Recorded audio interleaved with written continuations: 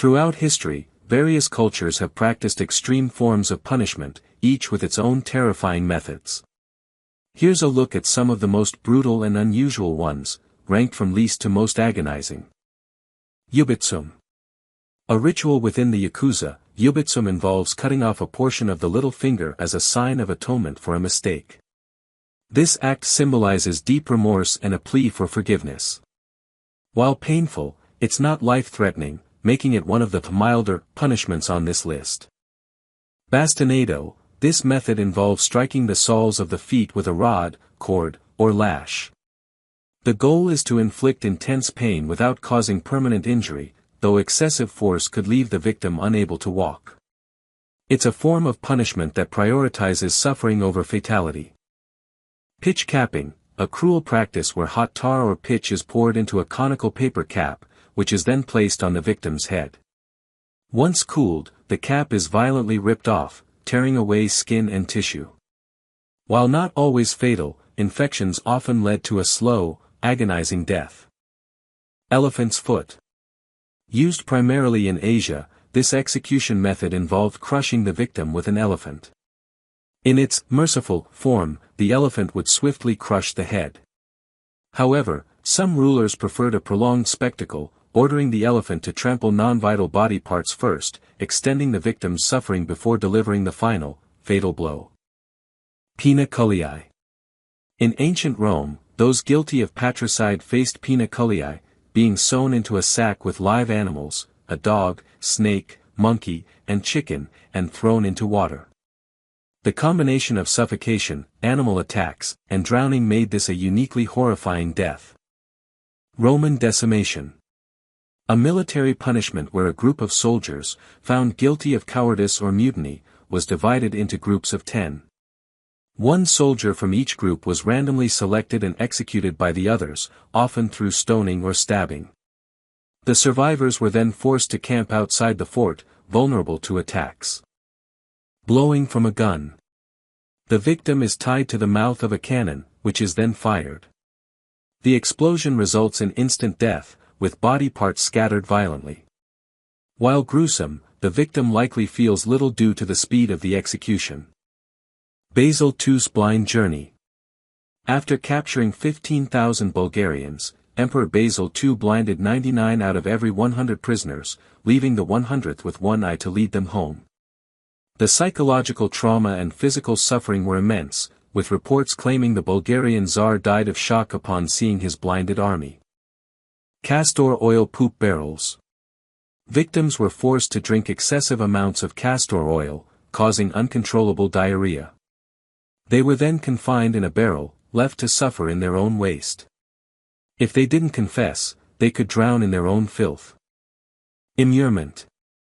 A method of execution or lifelong imprisonment, where the victim is sealed in a tight, enclosed space, such as behind a wall.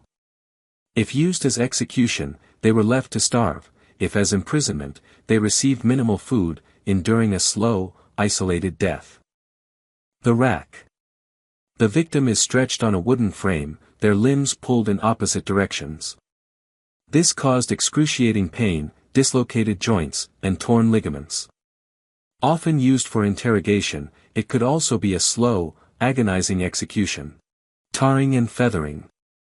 The victim is stripped, covered in hot tar, and rolled in feathers. Beyond the severe burns and permanent scarring, the humiliation of being paraded publicly added psychological torment. Choke pear. A metal device inserted into the mouth or rectum, then expanded to cause unbearable pain. The tissue would stretch to the point of rupture, leading to extreme agony. Aztec live heart removal. Victims were placed on a sacrificial stone, their chests cut open with an obsidian blade. The priest would remove the still beating heart, offering it to the sun god, a ritualistic and swift, yet terrifying, death. Heretic's fork. A collar with metal forks at each end, placed under the chin and at the sternum. The victim was forced to keep their head raised, causing exhaustion and eventual piercing of the neck and jaw. Sleep deprivation and constant discomfort made this torture relentless. Rat's cup. Attributed to Emperor Nero, this method involved tying a cup filled with hungry rats to the victim's stomach. Heat was applied, forcing the rats to burrow through the victim's body to escape. A South American variation, the rectoscope, involved inserting live rats into the rectum, causing unimaginable pain as they gnawed their way out. Catherine's wheel. The victim's limbs were tied to a large wheel, then shattered with a hammer or iron bar.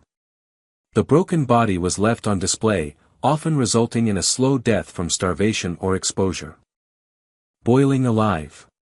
The victim was gradually lowered into boiling liquid, oil or water. The extremities burned first, causing intense pain as the skin, muscles, and organs cooked. In a slower variation, the liquid was heated gradually, prolonging the agony. Keelhauling.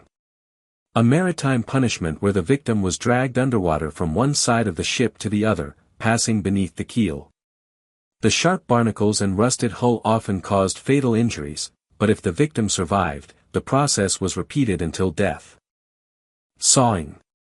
The victim was hung upside down to prolong consciousness. The executioner then sawed the body vertically from the groin upward, causing a slow, excruciating death. Hanged, drawn, and quartered.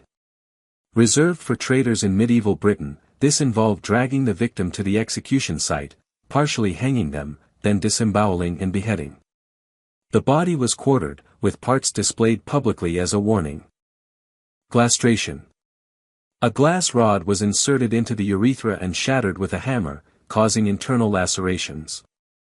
The pain was unbearable, and the method was often fatal. Bamboo through the rectum.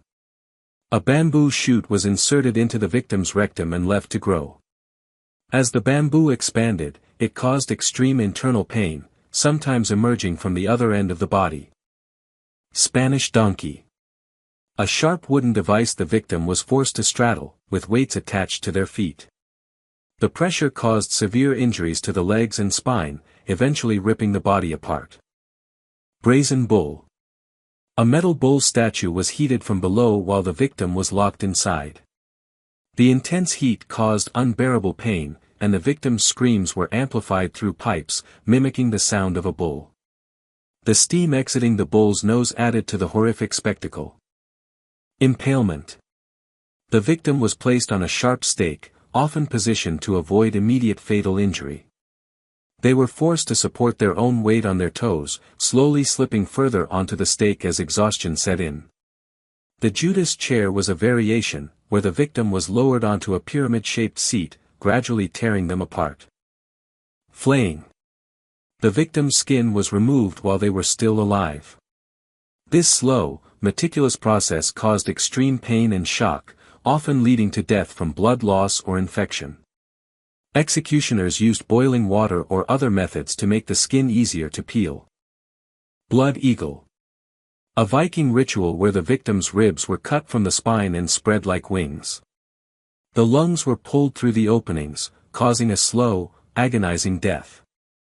Ling Chi, death by 1,000 cuts. A Chinese execution method designed to prolong suffering. The executioner made numerous shallow cuts, avoiding fatal wounds. In one variation, knives marked with body parts were drawn at random, and cuts were made accordingly. The most brutal version involved burying the victim up to their neck, making a cross-shaped cut on the head, and pouring mercury into the wound. The mercury separated skin from flesh, and as the victim struggled, they would leave their skin behind. Scaphism. Considered one of the worst executions, the victim was placed between two boats, force-fed milk and honey, and smeared with the mixture. This attracted insects, rodents, and birds, which would eat the victim's flesh. The process was repeated daily, with the victim enduring diarrhea, bites, and psychological torment. Reports claim victims survived up to 17 days, their bodies rotting and covered in parasites.